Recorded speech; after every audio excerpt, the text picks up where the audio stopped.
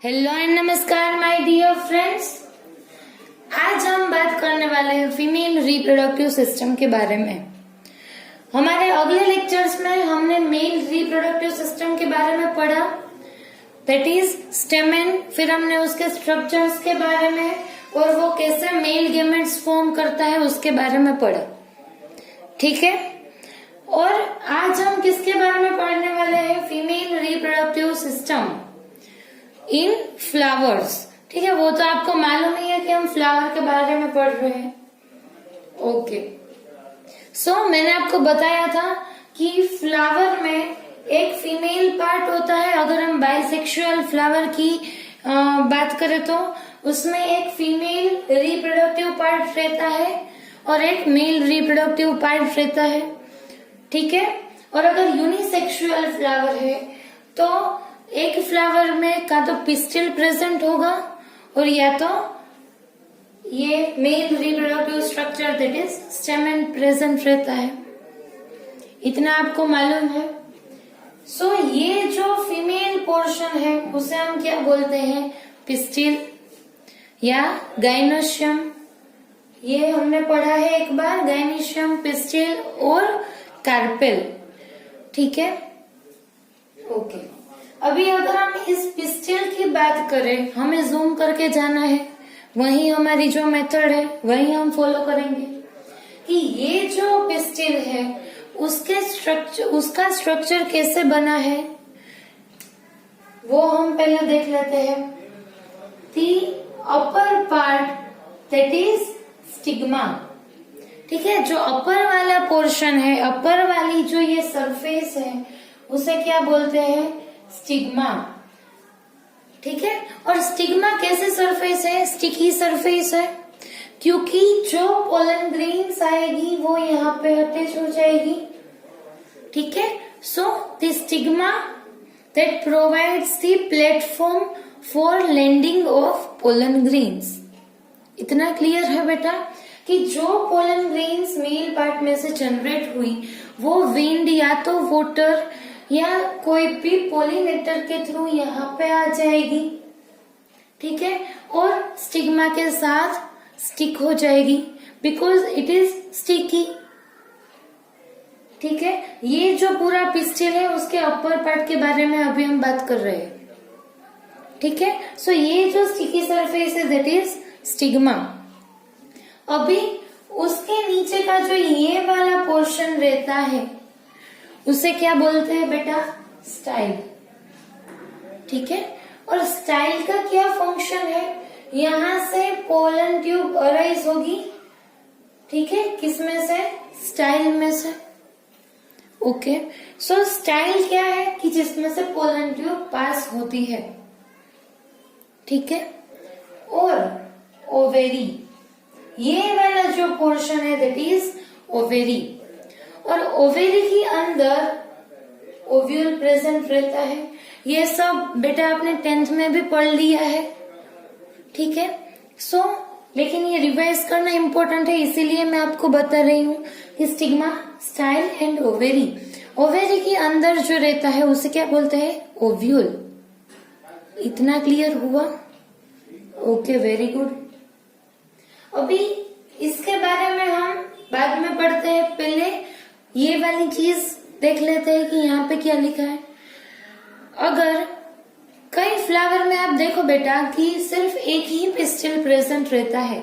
अगर हम कोई आप फ्लावर में देखो और उसमें सिर्फ एक ही कार्पेल दैट इज एक ही पिस्टिल प्रेजेंट रहता है तो ऐसी कंडीशन को बोलते हैं मोनोकार्पेलरी।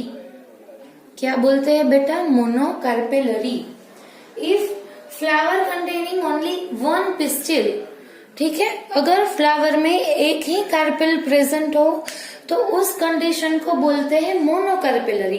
मोनो यानी वन और कार्पेलरी, ठीक है।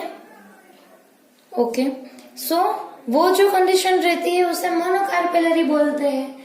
और अगर एक से ज्यादा कार्पेल्स प्रेजेंट हो फ्लावर में, ठीक है, मोर देन वन, तो ऐसी कंडीशन को क्या बोलते हैं? Multi carpellary. मल्टी यानी मेनी, मोर देन वन, ठीक है। कोई ऐसा रट्टा मारने की जरूरत नहीं है आपको, आप इजीली इसे याद रख सकते हो, ठीक है, और समझ भी सकते हो कि अगर एक कार्पेल प्रेजेंट रहता है फ्लावर में तो उसे क्या बोलते हैं बेटा, मोनोकार्पेलरी, और अगर मोर देन वन तो उसे क्या बोलते हैं, मल्टीकार्पेलरी। इतना क्लियर होगा? ओके, सो इन मल्टीकार्पेलरी कंडीशन वहां पे अभी दो कंडीशंस आएगी। अगर जो कार्पेल्स प्रेजेंट है वो एक दूसरे से फ्री हो, यानी कि ये जो कार्पेल है वो एक दूसरे से अटैच जुड़े हुए नहीं है, तो उसे क्या बोलते हैं, फ्री कार्पेल्स। इतना क्लियर हो रहा है बेटा कि if carpels are free from each other, ठीक है, ऐसे फ्यूज नहीं कर गए, ठीक है। कई फ्लावर में आप देखो तो सारे जो कार्पेल रहते हैं वो एक दूसरे के साथ फ्यूज कर जाते हैं, लेकिन अगर carpels are not fused with each other, यानी कि वो कैसी कंडीशन में है, फ्री कार्पेल्स आर देयर, ठीक है। सो ऐसी कंडीशन के लिए एक टर्म दिया है, दैट इज एपोकार्पस, ठीक है बेटा। If carpels are free then this condition को क्या बोलेंगे, apocarpous. If carpels are fused with each other then syncarpous, ठीक है। ओके बेटा, एक बार हम रिवाइज कर लेते हैं, ठीक है। स्टिग्मा, स्टाइल, ओवेरी और उसके फंक्शंस आपको मालूम हो गए। फिर गाइनिशियम बोल सकते हो, पिस्टिल बोल सकते हो, कार्पेल बोल सकते हो, ठीक है। If only one carpel is present then this condition is known as the monocarpellary, and if more than one carpels are present then multicarpellary. If all carpels are free from each other then apocarpus condition. If all carpels are fused with each other then syncarpus condition. ये दो जो condition है वो मल्टीकार्पेलरी में ही आएगी, ठीक है, because इसमें तो वन ही है, किससे फ्री रहेगा, किससे फ्यूज होगा, ठीक है बेटा। अभी आपको क्या करना है कि इसके जो एग्जाम्पल्स है, मोनोकार्पेलरी कंडीशंस के एग्जाम्पल्स या एपोकार्पस कंडीशन या सिनकार्पस कंडीशन, इसके जो एग्जाम्पल्स है, ये तीनों कंडीशंस के एग्जाम्पल आपको मुझे कमेंट बॉक्स में बताने हैं, ठीक है बेटा। ये कंडीशन है, ये कौन से फ्लावर में ऐसी कंडीशन पाई जाती है, इसके एग्जाम्पल्स, एपोकार्पस के और सिनकार्पस के एग्जाम्पल्स, ठीक है बेटा। ठीक है बेटा, अभी हमें क्या करना है, वही हमारी जूम वाली प्रोसेस को लेके चलेंगे, ठीक है, वही हमें करना है अभी। इसमें कौन सा पोर्शन हम जूम करने वाले हैं, पहले ये वाला portion, that is ovary, because female gamete is here, और हमें किससे काम है, फीमेल गैमेट से हमारा मतलब है, ठीक है, क्योंकि अभी आगे जाके हमें फर्टिलाइजेशन की प्रोसेस भी पढ़नी है, इसीलिए हम अभी कौन से पोर्शन को जूम कर देंगे, ओवेरी वाले पोर्शन को, ठीक है। आपको बेसिक कितना मालूम है वो अभी मैं आपको एक बार बता दूं, शायद आपको उतना मालूम है कि ओवेरी के अंदर एक केविटी प्रेजेंट है, ठीक है। ओवेरी जो है ये वाली, उसके अंदर एक केविटी प्रेजेंट है, उस केविटी को क्या बोलते हैं बेटा, लोक्यूल। क्या बोलते हैं, लोक्यूल, ठीक है। और कुछ नहीं है, ओवेरी के अंदर जो केविटी रहती है दैट इज ओवेरियन केविटी, उसके लिए एक टर्म है दैट इज लोक्यूल। इतना क्लियर हुआ। ओवेरी के अंदर हमने जूम किया तो हमको एक केविटी दिख गई, उससे क्या बोलते हैं, लोक्यूल, ठीक है। फिर ये लोक्यूल में अभी कुछ प्रेजेंट है, क्या प्रेजेंट है, ओव्यूल। हमने देखा कि केविटी में और भी कई कुछ स्ट्रक्चर्स वहां पे प्रेजेंट है, वो क्या है, ओव्यूल, ठीक है। अभी हम क्या करेंगे, ये वाला जो पोर्शन है, ओव्यूल वाला जो पोर्शन, ये अभी हम जूम करने वाले हैं। इतना क्लियर हुआ बेटा। और एक बात, ये जो ओव्यूल है, आपको मालूम है कि ओवेरी के अंदर ओव्यूल प्रेजेंट रहता है, वो तो आप 10th से पढ़ रहे हो, ठीक है, और उसमें एग सेल्स प्रेजेंट रहते हैं, वो भी आपको मालूम है। ये ओवेरी के अंदर ये वाली जो कैविटी है उसे बोलते हैं लोक्यूल। अभी लोक्यूल के अंदर एक न्यूट्रिटिव स्ट्रक्चर प्रेजेंट रहता है, उसे क्या बोलते हैं बेटा? प्लेसेंटा। ठीक है, वेरी गुड। उसे क्या बोलेंगे? प्लेसेंटा। अभी डिफरेंट टाइप के प्लेसेंटेशन आपने 11th में पढ़े। सो क्या करना है बेटा कि वो जाके एक बार पढ़ लो, क्योंकि वो भी आना चाहिए कि कौन कौन से टाइप के प्लेसेंटेशन रहते हैं। ठीक है, प्लेसेंटेशन के ऊपर से हमें क्या मालूम होता है कि ओव्यूल की अरेंजमेंट ओवरी में कैसे हुई है। ठीक है, सो ओवरी के अंदर अलग अलग तरीके से ओव्यूल यहाँ पे होते हैं। ठीक है, सो ये जो प्लेसेंटा है उसमें से ओव्यूल अराइज होगा, इतना क्लियर हो रहा है। ये जो प्लेसेंटा है दैट इज न्यूट्रिटिव स्ट्रक्चर, ये क्या करेगा? न्यूट्रिएंट्स प्रोवाइड करेगा किसे? ओव्यूल को।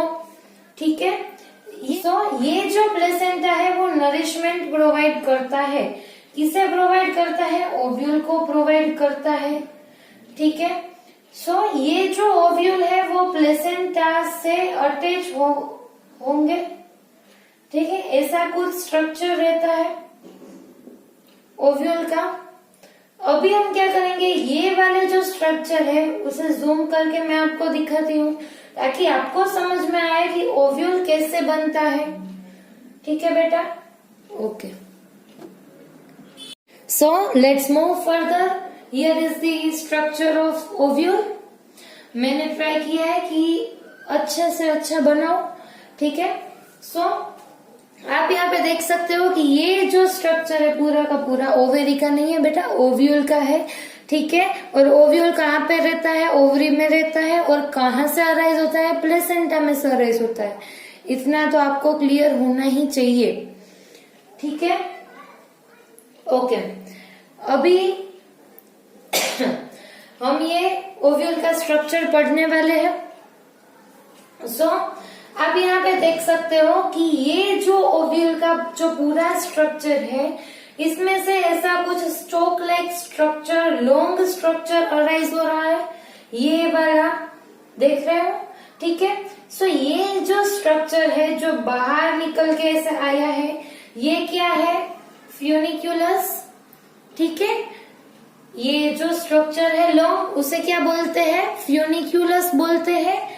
ये जो स्ट्रक्चर है ये कैसा काम करता है? हमारी बॉडी में जो अम्बिलिकल कॉर्ड फंक्शन करता है वही सेम फंक्शन यहाँ पे कौन करता है? फ्यूनिक्यूलस करता है। ठीक है, अभी आपको समझ में तो आ गया होगा, क्योंकि अम्बिलिकल कॉर्ड क्या करता है? जो भी एम्ब्रियो जो है, वो जो बीच वाला पोर्शन एम्ब्रियो जिसमें से अभी फीटस बनने वाला है, उसे प्लेसेंटा के साथ कनेक्ट करता है। ठीक है, वैसे ही ये जो फ्यूनिक्यूलस है वो क्या करेगा? ये जो ओव्यूल का ये जो पोर्शन है, मेन पोर्शन, उसे प्लेसेंटा के साथ कनेक्ट करने में हेल्प करता है, या आप बोल सकते हो कि कनेक्ट करता है। ठीक है, सो ये जो लॉन्ग स्ट्रक्चर है उसे फ्यूनिक्यूलस बोलते हैं, और ये जो फ्यूनिक्यूलस है वो इस स्ट्रक्चर को प्लेसेंटा के साथ कनेक्ट करेगा। ये वाला क्लियर हो गया बेटा? ठीक है, वेरी गुड। ये जो स्ट्रक्चर है वो फ्यूनिक्यूलस है, इजी है। ठीक है, अभी हम आगे बढ़ते हैं कि ये जो फ्यूनिक्यूलस है ये वाले जो पोर्शन है ओव्यूल को है, जो पूरा ओव्यूल को, इसे प्लेसेंटा के साथ कनेक्ट करेगा। लेकिन ये जो अपर पोर्शन है ओव्यूल का, उसे फ्यूनिक्यूलस के साथ कौन अटैच करता है? Helium. Okay, hilum is the junction point between the upper part of the ovule and the funiculus. इतना क्लियर हुआ? ठीक है, ये फ्यूनिक्यूलस आगे भी जाता है, यहाँ पे आप देख सकते हो। ठीक है, सो बेसिकली ये जो जंक्शन पॉइंट है उसे क्या बोलते हैं? हिलम बोलते हैं। ठीक है, ओके। सो अभी हम क्या पढ़ने वाले हैं कि ये जो अपर पोर्शन है उसके जो पार्ट्स है उसके बारे में पढ़ेंगे। ठीक है, सो यहाँ पे आप देख सकते हो, आपको सिर्फ पार्ट्स ही देखना है इसमें और याद रखना है, दूसरा कुछ नहीं है। और आपको इसके फंक्शंस मालूम होने चाहिए कि ये क्या फंक्शन परफॉर्म करता है। ठीक है, हर किसी की कवरिंग होती है। ठीक है, हमने स्पोरोडर्म टर्म पढ़ा था, वो क्या थी, पोलन ग्रेन की जो एक्साइन और एंटाइन है उससे इंटाइन थी, उससे बोलते थे। ठीक है, फिर यहाँ पे जो कवरिंग है उसके लिए भी एक टर्म है, उसे क्या बोलते हैं, इंटीग्यूमेंट। ठीक है बच्चों, इसकी जो कवरिंग रहती है उसे इंटीग्यूमेंट बोलते हैं। ठीक है, और जो आउटर वाली होगी उसे आउटर इंटीग्यूमेंट बोलेंगे। ये वाली जो है, ठीक है, ये वाली उसे क्या बोलेंगे, आउटर इंटीग्यूमेंट। ठीक है, और उसके नीचे जो है ये वाली लाइन, उसे क्या बोलेंगे, इनर इंटीग्यूमेंट। इतना क्लियर हुआ, जो कवरिंग रहती है उसे इंटीग्यूमेंट बोलते हैं, और जो बाहर वाली कवरिंग रहती है उसे आउटर इंटीग्यूमेंट, इनर वाली जो रहती है उसे इनर इंटीग्यूमेंट। इतना क्लियर हुआ। मैं 3 से 4 बार इसीलिए बोल रही हूँ क्योंकि आपको क्लियर हो जाए। ठीक है, बिकॉज ये वाला जो स्ट्रक्चर आप पहली बार पढ़ रहे हैं, ये कहीं पे थोड़ा सा भी नहीं आया है। ठीक है, ये वाला पोर्शन आया है लेकिन इसके बारे में। सो ये आउटर इंटीग्यूमेंट, और इसके नीचे जो कवरिंग रहता है उसे बोलते हैं इनर इंटीग्यूमेंट। इतना क्लियर। फिर हमने फ्यूनिक्यूलस के बारे में पढ़ा, हिलम के बारे में पढ़ा। इतना क्लियर हो रहा है बेटा? ओके, अभी ये जो इंटीग्यूमेंट के अंदर जाते हैं तो हमने क्या देखा, यहाँ पे मास ऑफ सेल्स प्रेजेंट है, कितने सारे सेल्स प्रेजेंट है। ठीक है, सो ये वाला जो है पोर्शन जिसमें कितने सारे सेल्स प्रेजेंट रहते हैं उसे क्या बोलते हैं, न्यूसेलस। क्या बोलते हैं, न्यूक्लियस मत पढ़ना, थोड़ा सा कई बच्चे क्या करते हैं, न्यूसेलस को न्यूक्लियस बोल देते हैं, ऐसा नहीं है। ये क्या है, न्यूसेलस है। ठीक है, इतना क्लियर हुआ। ये जो ग्रुप ऑफ सेल है उसे क्या बोलते हैं, न्यूसेलस। ओके, सबके फंक्शंस मैं आपको अभी बता दूंगी।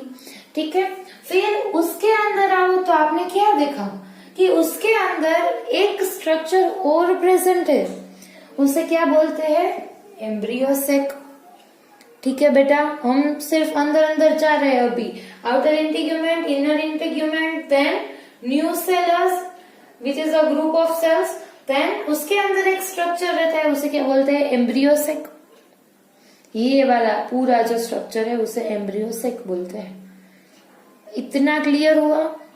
ओके, फिर एम्ब्रियोसेक के अंदर क्या प्रेजेंट है, एम्ब्रियोसेक के अंदर भी सेल्स प्रेजेंट रहते हैं, और एम्ब्रियोसेक का स्ट्रक्चर आपने पहले पढ़ रखा है। ठीक है, फिर भी मैं यहाँ पे आपको बता देती हूँ कि एम्ब्रियोसेक के अंदर सबसे ये वाला यहाँ पे 3 सेल्स प्रेजेंट रहते हैं, उसे क्या बोलते हैं, एंटीपोडल सेल्स। ठीक है, यहाँ पे जो सेल्स रहते हैं उसे एंटीपोडल सेल्स बोलते हैं। देन बीच में जो 2 न्यूक्लियाई रहते हैं उसे पोलर न्यूक्लियाई बोलते हैं। ठीक है, कंफ्यूज मत होना, ये सेल नहीं है, ये तीनों सेल है, इसीलिए यहाँ पे मैंने सेल लिखा है, एंटीपोडल सेल्स, और उसके अंदर न्यूक्लियस लिखा है। ठीक है, लेकिन यहाँ पे जो 2 है वो न्यूक्लियाई है, सेल नहीं है। ठीक है, फिर डायग्राम ड्रॉ करते समय यहाँ पे न्यूक्लियस मत दिखा देना, क्योंकि ये दोनों ही न्यूक्लियस है, सेल नहीं है। देन यहाँ पे 3 सेल्स और है, 2 सिनर्जिड्स 2 साइड के जो है, और ये बीच वाला क्या है, एग सेल। ठीक है, इतना क्लियर हुआ। 3 antipodals, 2 polar nuclei and synergids and egg cell which is female gamete. इतना क्लियर हुआ। मैंने क्या बोला, फीमेल गैमेट, लेकिन फीमेल गैमेटोफाइट के बारे में तो हमने पढ़ा ही नहीं कि फीमेल गैमेटोफाइट किससे बोलते हैं। फीमेल गैमेटोफाइट जो कि फीमेल गैमेट प्रोड्यूस करता हो, जिसमें गैमेट्स प्रेजेंट हो। अभी आपको मालूम हो गया कि फीमेल गैमेटोफाइट किससे बोलते हैं।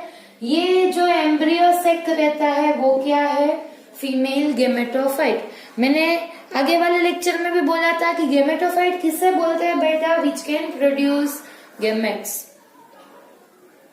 याद है आपको बेटा? Female gametophyte. फिर यहाँ पे कौन सा है, एम्ब्रियोसेक, क्योंकि एम्ब्रियोसेक के अंदर क्या प्रेजेंट है, फीमेल गेमेट। इतना क्लियर हुआ। मेल गेमेटोफाइट कौन सा था बेटा? चलो बोलो, मेल गेमेटोफाइट कौन सा था? पोलन ग्रेन्स, ठीक है, याद है ना आपको, क्योंकि पोलन ग्रेन है जो फर्दर डिवाइड होके मेल गेमेट्स फॉर्म कर रही थी, और यहाँ पे एम्ब्रियोसेक है जो फर्दर फीमेल गेमेट इसके अंदर है, ठीक है। सो यहाँ पे फीमेल गेमेटोफाइट है एम्ब्रियोसेक, ठीक है बेटा। अभी और कई सारे लेबलिंग बाकी है, वो फटाक से देख लेते हैं। कि यहाँ पे आप देख रहे हो कि चालाज़ा लिखा है मैंने, ठीक है बेटा। यहाँ पे जो एंड रहता है उसे क्या बोलते हैं, चालाज़ार एंड। और इसकी साइड, उसके ऑपोजिट साइड और एक स्ट्रक्चर रहता है, दैट इज माइक्रोपाइल, ठीक है। माइक्रोपाइल क्या है, अभी इसके बारे में आपको पढ़ना पड़ेगा। कि यहाँ पे आप देख सकते हो कि यहाँ पे स्पेस प्रेजेंट है, ठीक है। आप बोलो कि यहाँ पे देखो इंटीग्यूमेंट्स नहीं प्रेजेंट है, ठीक है। ये तो मैंने आपको स्पेस दिखाने के लिए किया था। आप यहाँ पे देखो कि इंटीग्यूमेंट्स आर एब्सेंट हियर, देखो, देख रहे हो। सो ये जो जहां पे इंटीग्यूमेंट एब्सेंट रहता है उसको क्या बोलते हैं, माइक्रोपाइल, ठीक है बेटा। आपको समझ में आ रहा है कि integuments are the covering of the ovule. अब ये जो इंटीग्यूमेंट्स है वो एक पॉइंट पे एब्सेंट है, सो इस पॉइंट को क्या बोलते हैं बेटा, माइक्रोपाइल। इतना क्लियर हुआ, ठीक है। सो ये जो एंड है यहाँ पे इंटीग्यूमेंट्स एब्सेंट रहते हैं और उसको माइक्रोपाइल एंड बोलते हैं, और उसके ऑपोजिट में जो रहता है उसे चालाज़ा बोलते हैं और चालाज़ार एंड बोल सकते हो, ठीक है। इतना क्लियर हुआ, ओके। अभी कौन सा स्ट्रक्चर बाकी है, चालाज़ार एंड हमने कर लिया, न्यूसेलस आपको मालूम है, एम्ब्रियोसेक, ये polar nuclear, outer inner egg cells, micropyle, funiculus, hilum, synergids, antipolar cells, कौन सा बच गया, राफे, ठीक है। अभी ये राफे क्या है, किसमें मैंने लेबल किया है जरा आप देखो।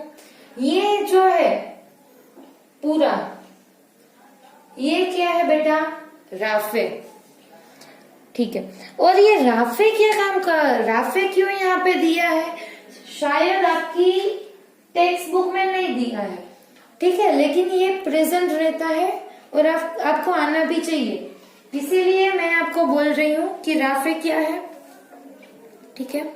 सो उसके बारे में भी अब मैं आपको बता दूं कि ये जो है पूरा का पूरा ऐसे है, स्ट्रेट, ठीक है, लेकिन ये वाला जो पोर्शन है ये ऐसे नीचे की ओर है, ठीक है। अगर आप ऐसे इसे ऐसे रखो तो ये वाला जो है ये तो सीधा ही है, लेकिन ये जो है वो ऐसे ग्रेविटी की ओर है, ठीक है, आप देख सकते हो इसमें। सो क्या होगा कि ये जो स्ट्रक्चर है उसे इसे पकड़ के रखना होगा। अब समझ में आ रहा है कि ये जो स्ट्रक्चर पूरा है उसमें ये वाला जो मेन पोर्शन है वो नीचे की ओर रहता है, ग्रेविटेशनल फोर्स इस पे भी लग रहा होगा, ठीक है। सो इससे क्या दिक्कत होगी कि इसे ज्यादा स्ट्रेंथ चाहिए क्योंकि इसे इसको पकड़ के रखना है। समझ में आ रहा है कि फ्यूनिक्यूलस जो है बेटा वो क्या करेगा कि ये जो स्लेंडर लाइक स्ट्रक्चर है वो ये झूल रहा है जो स्ट्रक्चर उसे पकड़ के रख रहा है, ठीक है। आ रहा है समझ में, ओके। सो इससे क्या चाहिए, स्ट्रेंथ चाहिए, बिकॉज ये नीचे की ओर है, नीचे से ग्रेविटेशनल फोर्स इस पे भी लग रहा होगा। आ रहा है समझ में, इसीलिए ये जो फ्यूनिक्यूलस का स्ट्रक्चर है उसे स्ट्रेंथ प्रोवाइड करने के लिए, क्या करने के लिए, स्ट्रेंथ प्रोवाइड करने के लिए एक एडिशनल स्ट्रक्चर यहाँ पे प्रेजेंट रहता है। उसे क्या बोलते हैं बेटा? राफे। राफे क्या करेगा? फ्यूनिक्यूलस को इसे पकड़ के रखने के लिए हेल्प करेगा, स्ट्रेंथ प्रोवाइड करेगा, सपोर्ट करेगा। ठीक है, आ रहा है समझ में? ओके, ये जो राफे स्ट्रक्चर है ये स्ट्रेंथ प्रोवाइड करेगा फ्यूनिक्यूलस को, क्योंकि फ्यूनिक्यूलस को ऐसे झूल रहे, ये जो स्ट्रक्चर है पूरा उसे पकड़ के रखना है। इतना क्लियर हुआ? ओके, अभी हम क्या करेंगे, एक के बाद सारे स्ट्रक्चर के फंक्शंस के बारे में पढ़ लेते हैं। ठीक है, फंक्शंस तो पता होना चाहिए। ओके, सो ये आउटर इंटीग्यूमेंट, इनर इंटीग्यूमेंट क्या करेगा बेटा? कवरिंग ऑलवेज क्या करती है बेटा? ज्यादा से मोस्ट ऑफ टाइम कवरिंग जो है वो क्या करेगी? प्रोटेक्शन प्रोवाइड करेगी। ठीक है, सो ये जो इंटीग्यूमेंट्स है वो भी क्या करेंगे? प्रोटेक्शन प्रोवाइड करेंगे। ठीक है, लेकिन ऐसा नहीं कि चलो सब प्लांट में दो ही इंटीग्यूमेंट प्रेजेंट हो। ये तो हम किसके बारे में पढ़ रहे हैं? हमारे मॉडर्न डे प्लांट यानी एंजियोस्पर्म्स के बारे में। लेकिन कई सारे जो आपको मैं तो बताना नहीं चाहती, आपको मुझे बताना है कि किस टाइप के प्लांट में ये दो इंटीग्यूमेंट्स प्रेजेंट नहीं रहते। अभी मैंने क्या आपको बताया कि एंजियोस्पर्म्स में दो इंटीग्यूमेंट्स प्रेजेंट है, दो आउटर कवरिंग्स प्रेजेंट है, लेकिन सब में नहीं रहते। कई कई में सिर्फ एक ही इंटीग्यूमेंट प्रेजेंट रहता है। सो आपको मुझे बताना है कि किस में एक ही इंटीग्यूमेंट प्रेजेंट है। ठीक है, ओके, गुड। सो ये दो इंटीग्यूमेंट्स यहाँ पे प्रेजेंट है, वो क्या करेंगे? प्रोटेक्शन प्रोवाइड करेंगे। देन इसके अंदर हम चले जाते हैं तो वहां पे क्या लिखा है? न्यूसेलस। अभी न्यूसेलस क्या करेंगे? न्यूसेलस के जो सेल्स है उसमें कितना सारा फूड रिजर्व है? क्या है न्यूसेलस के सेल में? फूड है। सो फूड हो, मैंने आपको बताया था, फूड रिजर्व करता हो, वो क्या करता होगा? न्यूट्रिएंट्स प्रोवाइड करने में हेल्प करेगा। किसे न्यूट्रिएंट्स प्रोवाइड करेगा? फीमेल गेमेटोफाइट को। फीमेल गेमेटोफाइट कौन है? हमारा एम्ब्रियो सेक। ठीक है, सो न्यूसेलस जो है वो एम्ब्रियो सेक को नरिशमेंट प्रोवाइड करेगा। इतना क्लियर हुआ? ओके, अभी जो एम्ब्रियो सेक है उसका फंक्शन तो आपको मालूम है, फीमेल गेमेटोफाइट यानी वो हमें क्या करेगा? फीमेल गेमेट प्रोवाइड करेगा। ठीक है, ओके, अभी इसके जो अंदर सेल्स प्रेजेंट है, एंटीपोडल सेल्स, सिनर्जिड्स और जो न्यूक्लियाई प्रेजेंट है, पोलर न्यूक्लियाई, इसके फंक्शंस और स्ट्रक्चर अभी हमें डिटेल में देखने हैं कि ये फॉर्म कैसे होते हैं। ठीक है, इतने सारे सेल्स एक एम्ब्रियो सेक में कैसे बनते हैं। ठीक है, सो उसके फंक्शंस और वो कैसे फॉर्म हो रहे हैं वो हम नेक्स्ट लेक्चर में पढ़ेंगे। ऐसा क्यों? क्योंकि वो अगर हम साथ में करें तो आपको याद रखने में इजी रहेगा। मुझे अभी बताने में कोई प्रॉब्लम नहीं है, लेकिन तब अगर हम करें तो आपको इजीली वो याद रह जाएगा। ठीक है, कि वो फॉर्म कैसे हुआ है और उसके फंक्शंस क्या है। ठीक है, ये जो सेल्स है अभी आप उसके नाम ही याद रखो कि इसमें कौन से सेल्स है। ठीक है, ओके, सो अभी कौन सा स्ट्रक्चर हम देखेंगे? माइक्रोपाइल। माइक्रोपाइल में क्या है? इंटीग्यूमेंट्स नहीं प्रेजेंट है। ऐसी जो होल रहती है, वहां पे स्पेस रहती है, उसे क्या बोलते हैं? माइक्रोपाइल बोलते हैं। ठीक है, सो ये जो माइक्रोपाइल है वो क्या करेगा? क्यों वहां पे इंटीग्यूमेंट्स एब्सेंट है? ठीक है, माइक्रोपाइल का स्ट्रक्चर बहुत इंपॉर्टेंट है, क्योंकि क्या होगा कि जो यहाँ पे मैं ड्रॉ कर रही हूँ, आप देख लो कि यहाँ पे जो पोलन ग्रेन आई, फिर यहाँ से पोलन ट्यूब फॉर्म होगी। ठीक है, फिर ओवेरी के अंदर ओव्यूल रहता है। ठीक है, सो ये जो माइक्रोपाइल एंड है, आपको नहीं दिख रहा बेटा?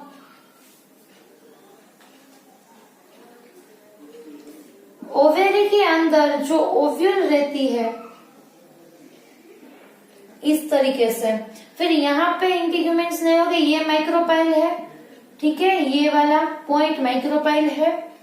ओके फिर क्या होगा कि जो पोलन ट्यूब आ रही है अपर स्टाइल में से वो माइक्रोपाइल एंड से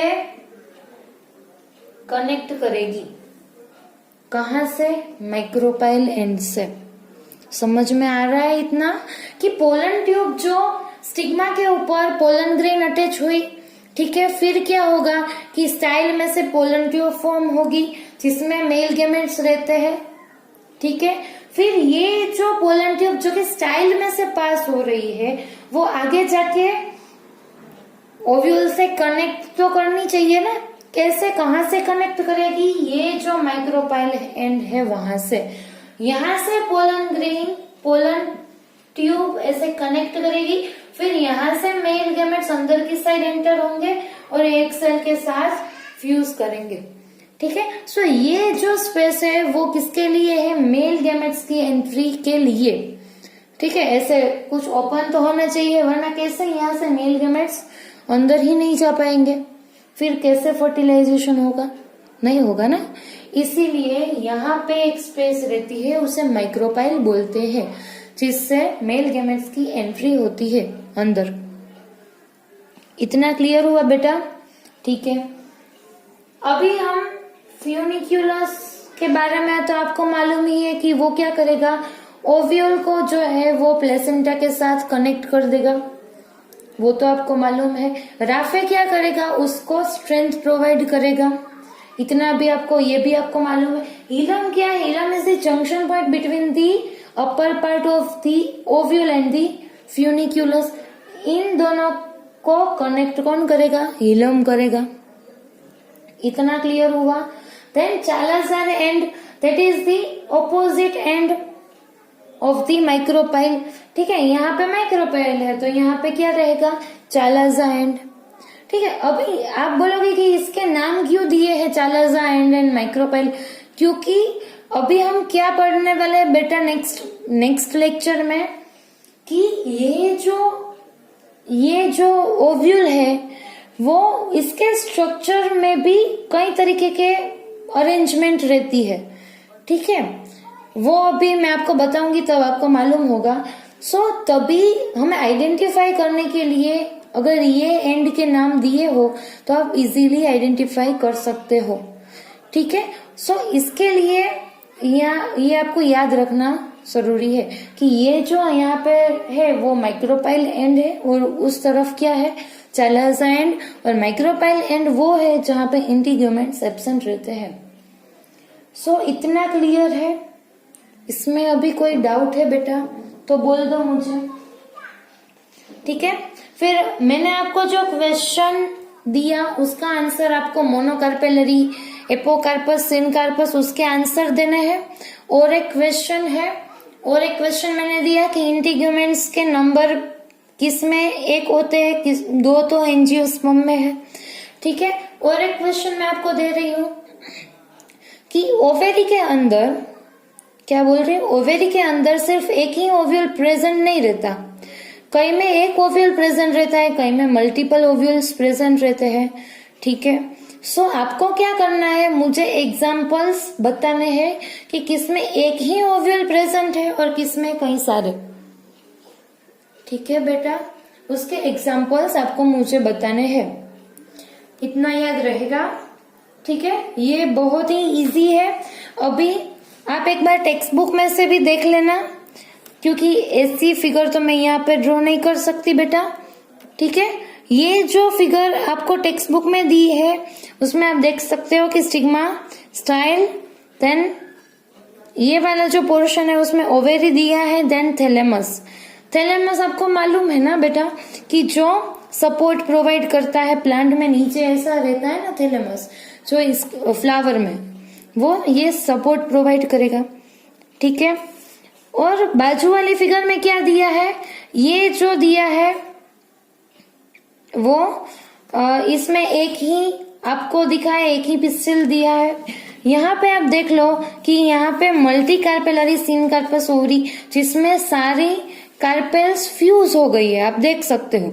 यहाँ पे आप देखोगी flowers carpels are free from each other, देख सकते हो अलग अलग है, लेकिन इसमें क्या है, फ्यूज हो गई है, फिर ये स्टिग्मा वाला पोर्शन है, ऐसा आपको दिखाया है, ठीक है। और इसमें जो स्ट्रक्चर दिया है आपको ओव्यूल का, ये थोड़ा सा उल्टा कर दिया है, ठीक है, लेकिन ये असल में ऐसा स्ट्रक्चर है जैसा मैंने बोर्ड पे बनाया है, ठीक है बेटा।